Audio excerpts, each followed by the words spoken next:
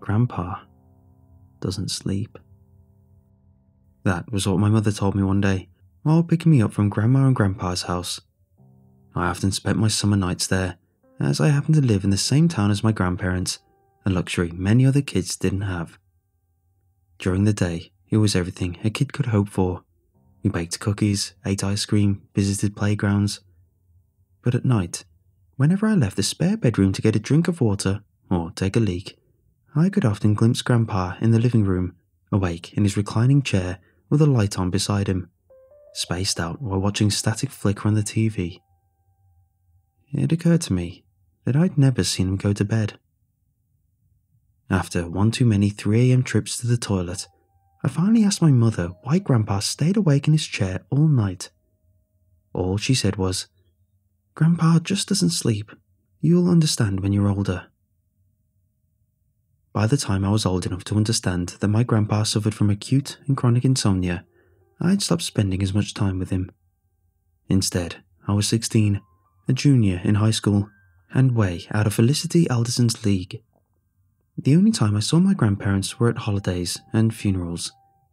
It might sound cruel that I'd allowed us to drift apart, that I'd inadvertently cut them out of my life when we lived so close in distance, but at a certain point, you become too old for playgrounds and cartoons every weekend. Besides, my grandparents were getting old, and they had better things to do than look after me. Things changed when I woke up to a phone call at 2 in the morning. My heart skipped a beat when I recognized my grandma's number, knowing intuitively that late-night calls are never a good thing. "Grandma? Caleb, oh Caleb, please get it quick." She was sobbing. In the background, I could hear things breaking, glass and furniture thrown and smashed. "It's your grandpa. He has a gun." She dissolved into sobs, but I didn't need to hear any more.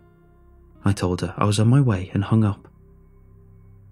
I was halfway out the door when I realized I needed car keys. Having just acquired a driving license, I didn't own a car, so I had to use my dad's. I ran into my parents' room, blurted something about going to Grandma's, and fumbled in the dark for the car keys. The next thing I knew, I was speeding down residential streets that were completely dead, not a car among them. It was dark, of course, but Grandma's house was easy to spot because the lights were on. Of course they were. Grandpa doesn't sleep. I rushed across the wet lawn in socks, and when I shouldered open the front door, a violent blast nearly took off my head. The sound left me momentarily deaf. When I turned back toward the wall, I saw where numerous pellets had just impacted the sheetrock. The blast had barely missed me. 10 feet ahead was Grandpa, aiming a double-barreled shotgun at me. His white hair was frizzled out and his arms were scratched up, presumably from breaking things. He fumbled to reload the gun, not taking his eyes off me. "Don't shoot, it's me, Grandpa, it's Caleb." For a moment, there was a vague flicker of recognition on his face, and then he lowered the gun. Instead of taking a second shot, he crossed the distance between us and grabbed my shirt tightly in his fist. "Caleb," he spat, wildly deranged. "Caleb, you have to get out of here. They're coming for me. It isn't safe." "Who's coming for you?" "The Insomniacs. I've seen them. They're in the house. Don't look them in the eyes." "It's okay, Grandpa," I told him. "No one's coming after you. You're safe." This I was sure of. What grudge anyone would have against my 82-year-old grandpa was a mystery, and besides, this day was a long time coming. Admittedly, I'm surprised it didn't happen sooner. The man barely slept, found it increasingly difficult as he got older, and was bordering on dementia, although this escapade had probably sent him over the edge. I reckon this was the final straw before he'd be admitted to a nursing home, which obviously should have happened sooner. I gently eased the gun away from him, and he slowly collapsed to the floor, old bones creaking, hugging his arms and muttering under his breath. Beyond the entryway was a living room, although now it was in shambles. Coffee tables had been flipped, shattered glass was strewn across the floor, and an ornate hutch containing chinaware had been tipped onto its face. The TV was a frenzy of static. I found my grandma huddled in the corner, shivering and crying. When she saw me come in with a gun, she ran over and hugged me. "Thank you, Caleb. God bless you." She explained that she hadn't called the police because she didn't want Grandpa to be arrested or possibly killed. As it turned out, the cops showed up anyway because the neighbors had reported a loud gunshot next door. Red and blue lights flashed through the glass window of the front door, and when I opened it, 2 officers were on the porch step asking if I was okay. I explained that this was my grandfather's house and that I'd found him wielding a gun, but he never intended to hurt anyone with it, that he was senile and believed someone was after him. He believed he was protecting my grandma. Erring on the side of caution, the officers wanted to talk to Grandpa about his pursuers. Soon, all of us were in the living room, huddled around an upside-down coffee table. My grandmother had draped a blanket over Grandpa's shoulders. It made him look much smaller, frailer, like a frightened child hiding under the covers. He was now relaxed, but spoke of the incident with great vigor. "You must believe me," he implored. "They are real, and they are coming. I've seen them in the house. They're everywhere. Don't look them in the eyes. Those horrible eyes." "Do you know who these people are?" asked one of the policemen. My grandfather leaned forward and said in a whisper, "The Insomniacs." Even as a 16-year-old kid, I thought it was fairly obvious what the Insomniacs were, a physical manifestation of my grandfather's lifelong ailment, insomnia. They were spawned from a confusing mess of paranoia and dementia, a fear of never sleeping. Now, all those sleepless nights and mental fog were getting to him, and he was powerless against it. The police probably understood this, but entertained the notion long enough to pacify my grandpa and put his mind at ease. That didn't stop them from asking him to describe the Insomniacs though, and before they left, they'd sketched the depiction straight from my grandfather's overactive imagination. It was a black-bodied humanoid, perpetually in shadow, so you can never see the details, with no clothes or any defining characteristics. The only visible part of it were the eyes. 2 white swirls, which, according to my grandpa, were always spinning. Looking it in the eyes was akin to being hypnotized to stay awake. Stare at the sun long enough and you'll go blind. Stare an insomniac in the eyes and you never go to sleep. Before the officers left, one of them pulled my grandmother and me aside. "I'm sure it's clear by now, but these are some pretty big red flags. I can't force you to take any action, but I strongly recommend that you consider long-term care options for his safety and for yours. You really got off lucky tonight. I don't want to get called out here again and find something much worse." With that, he pulled the door shut behind him, and we were left standing in the entryway. At the thought of admitting Grandpa to a nursing home, my grandmother was tearing up again. I told her it would be fine and that we'd find a solution that works best for everyone, but truthfully, I didn't know what other option we had. My parents finally showed up around 4 in the morning, delayed by the fact that I'd stolen my dad's car keys and my mum had lost hers. By then, my grandmother and I had cleaned up most of the glass and broken furniture. Grandpa sat on the couch, looking around nervously, occasionally asking me where he'd left his gun. The truth was that I'd hidden it in the garage, but of course, I didn't tell him that. "I don't know, Grandpa. Just try to relax." We explained the situation to my parents, and by daybreak, all of us decided that a nursing home was the best option for Grandpa. After all, it should have happened long before it reached this point. Grandma was reluctant to agree, but ultimately, she knew it was the best thing for her husband. She was worried how he would fare in the nursing home, how he would sleep without her. But of course, we all knew that Grandpa doesn't sleep. Sunny Oaks was only 3 blocks away and seemed to be the most obvious choice for us. It wasn't the largest or the fanciest nursing home I'd ever seen, but Grandma could visit Grandpa whenever she wanted, and Grandpa would get the care that he needed. 3 square meals a day, light physical therapy, games, social interaction, and proper attention to medication. That was more care than he was getting at home, and I had no doubt in my mind that Grandpa's mental state would soon take a turn for the better. Plus, the staff was friendly and introduced us to Grandpa's new room with exquisite confidence. While we organised his clothes and toiletries, Grandpa peeled back the window curtains and scanned the property for invisible threats.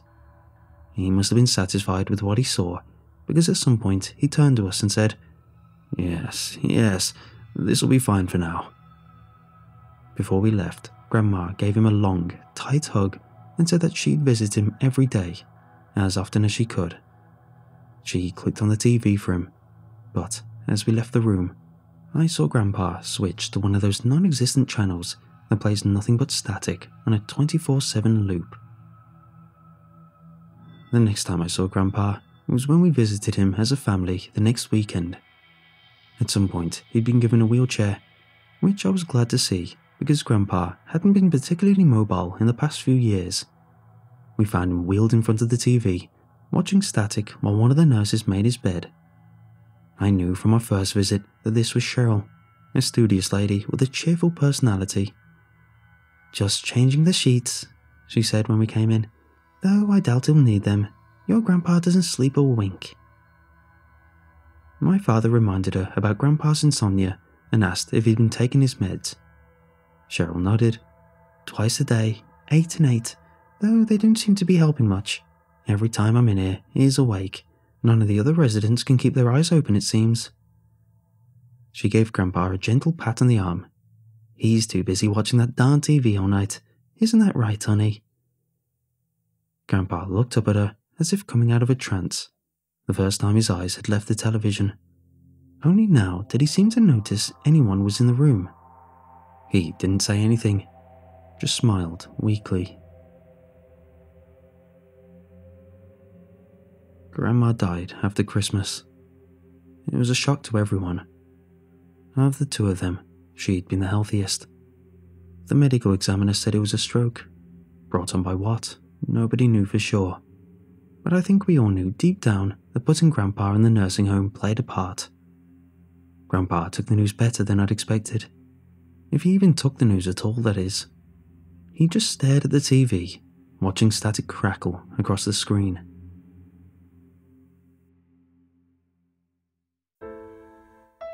When I realised that Grandpa was no longer getting daily visits from anyone, I started seeing him more often. I don't know what compelled me to do so.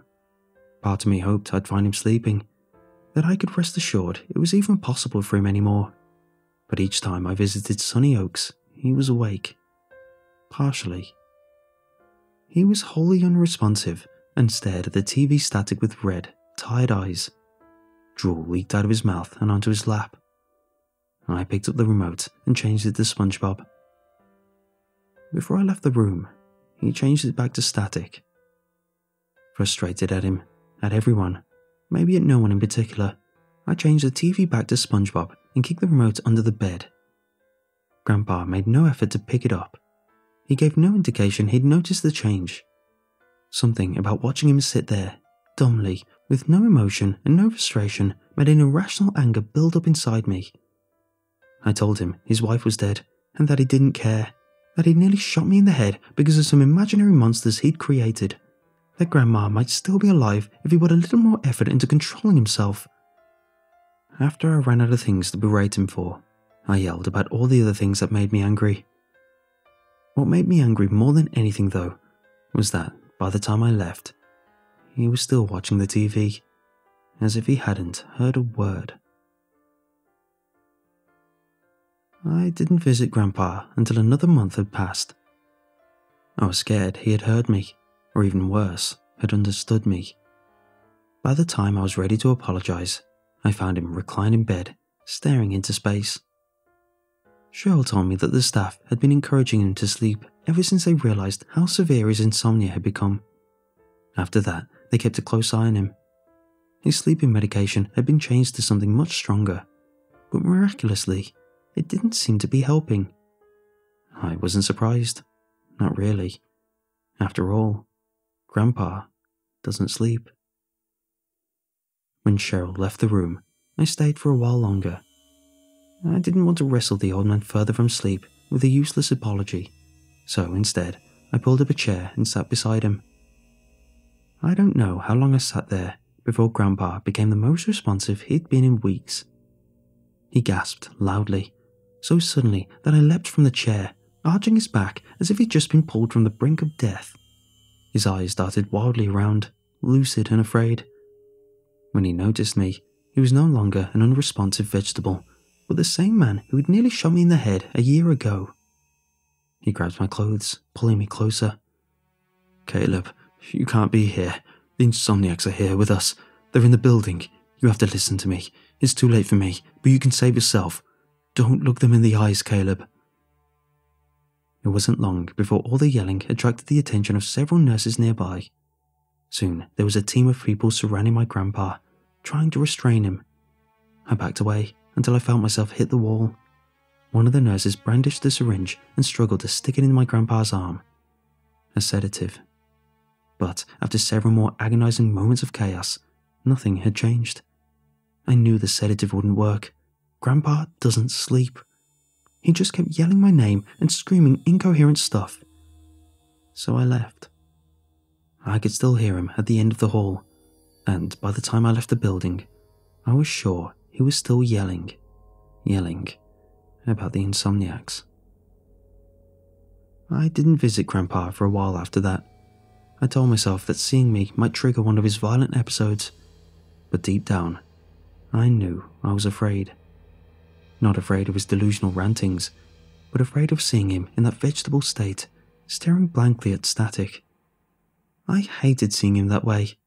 He wasn't the Grandpa I had known, and it wasn't the Grandpa I wanted to remember. Who knows how long I would have gone without visiting him, maybe indefinitely, until I wouldn't be able to anymore, if I hadn't seen it. The thing. I was waiting at a crosswalk on my way home from school when I spotted something out of the corner of my eye. There, across the street, was a shadow figure. I blinked, rubbed my eyes. It was still there, a silhouette in broad daylight. In the distance, watching me with eyes made of spirals that twisted infinitely into its head. It was hypnotic, enchanting. Voices filled my head, strange whispers that my mind was picking up as though tuning into a distant radio signal. Then a bus passed between us, and the creature was gone. The voices faded away, and I suddenly felt sick to my stomach. The overwhelming feeling that I'd just seen something I wasn't supposed to made me nauseous. I remember the police sketch depicting an insomniac and recognized it immediately. I couldn't process fully what had happened, not right then, but I knew there was only one person who could help me. Instead of going home, I turned on my heel and ran as fast as I could towards Sunny Oaks. But by the time I reached my grandpa's nursing home, I found his room empty. The bedsheets had been neatly folded on top of the mattress and the TV was switched off. Frantic, I asked the nurse at the front desk where my grandpa was. She told me he'd been transferred to the local hospital that afternoon when they realized how severe his insomnia was. She didn't think he'd slept at all in 5 consecutive days, which was extremely dangerous for a person his age. Instead of thanking her, I turned and ran. The distance between Sunny Oaks and the hospital was a long one, especially on foot. I found myself keeping to the shadows, lowering my head. Sometimes I risked a sporadic glance over my shoulder or a quick sweep across the street, becoming increasingly paranoid. And what was worse was that I did spot them. High up in the windows, driving cars, reading newspapers. How I'd never noticed them before was a mystery beyond the end of time. I decided that seeing insomniacs was something you had to unlock, something that shouldn't be visible to the naked eye. At least, I'd never noticed them in all the time my grandfather spoke about them. Strange, otherworldly whispers faded in and out of my head as I walked, thoughts that weren't my own, threatening my sanity. From the edges of my vision, insomniacs watched me, their spiral eyes tempting me to look into them. When I finally reached the hospital, I demanded my grandfather's room number and what they had done to him. I learned that the hospital staff had, in an emergency effort to give him rest, attempted to medically induce a coma, but for some reason was unable to. But I knew the reason. Grandpa doesn't sleep. He was holding on for now, they said, but things weren't looking good. I found Grandpa on the third floor, reclined in a bed, hooked up to a heart monitor. The beeps were slow and steady, coming more scarcely than I thought they should. Grandpa didn't look at me when I walked in, just stared ahead, seeing nothing. I knelt by his bedside and nudged him gently. "Grandpa, you were right. You were right all along. I know that now. Nobody believed you, not even me. But I've seen them, the insomniacs. They're real."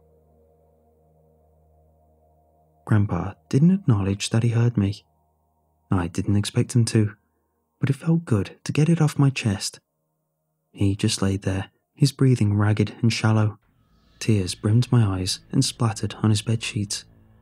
"Please, wake up, Grandpa," I said, holding his hand with both of mine. It was too cold, I thought. "If you can hear me, please wake up. I'm scared. I should have believed you. We never should have taken you away from Grandma. You were just trying to warn us. Please forgive me, Grandpa. I'm so sorry." I didn't say any more because my throat closed up and I couldn't choke the words out. Instead, I just lowered my head and let the teardrops fall onto my lap. I sat there for a long time, listening to the soft beeps and whir of medical machines. "Caleb." I looked up. Grandpa was looking at me, his voice weak, barely audible, but I'd heard it. Shakily, he moved a hand over mine. "Don't be afraid, Caleb. Don't be..." His voice trailed off, and I had the peculiar impression he was looking not at me, but through me. Then his eyes glassed over and the heart monitor flatlined in a monotonous tone. I shook Grandpa, but he didn't move. "Grandpa? Grandpa," I said in denial. "Grandpa, wake up. Please, wake up." The tone was still ringing in my ears as several doctors rushed around me and attended to the body, attempting to revive him. Nothing took. In the end, I decided it was for the best. It was a rest for which he was long overdue. Grandpa doesn't sleep. We buried Grandpa next to Grandma. The plot was ready to go since Grandpa's passing wasn't entirely unexpected. It still hurt more than I could have imagined. I thought about all those times we got ice cream and watched movies. I decided that was the Grandpa I was going to remember, not the bedridden widower that had spent the last year of his life trying to warn the rest of us about things we refused to see.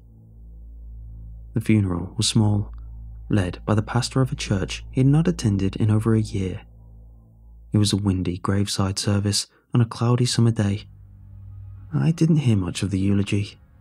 I was busy watching the creature at the edge of the tree line, the one with the shadowy skin and spirals for eyes. Ever since I'd first glimpsed the creature across the street, sleep had been next to impossible. The only solace I had from the paranoia was steady white noise, and television static was my only hope for drowning out the whispering voices in my head. I could look at it for hours, and when I was alone in my room at night, I did. It was as easy as tuning to a channel that didn't exist and letting myself melt into a void of endless nothingness. After the funeral, I didn't grieve with the rest of my family. I had already done that in the days leading up to it. Now I was exhausted and scared, dreading a life without sleep. I got rid of my bed because I knew I wouldn't need it anymore. Underneath was Grandpa's shotgun, the one I'd taken for myself when we sold his house after Grandma died. I'd already stockpiled my dad's car with ammo in preparation for what I was about to do. After all, the insomniacs are what did this to him, to me. I would make sure it would never happen to anyone else. It was a long road ahead, and I was out for blood. I left that night. I had to make one stop first. I wasn't going to make the journey alone, of course. There was no way I'd stand a chance against all of them. I parked at the front gate and popped the trunk, then removed the shovel. The place was locked and I had to climb the fence to get in. The spiked iron bars tore my clothes, the ones I'd worn to the funeral only hours earlier. The headstone was just as we'd left it, but When I put my ear to the dirt, I could hear him moving, breathing, scratching softly below. I put a foot to the shovel and forced it into the earth. It would take a while to get 6 feet down, but of course, I knew my grandfather was waiting for me. Grandpa doesn't sleep.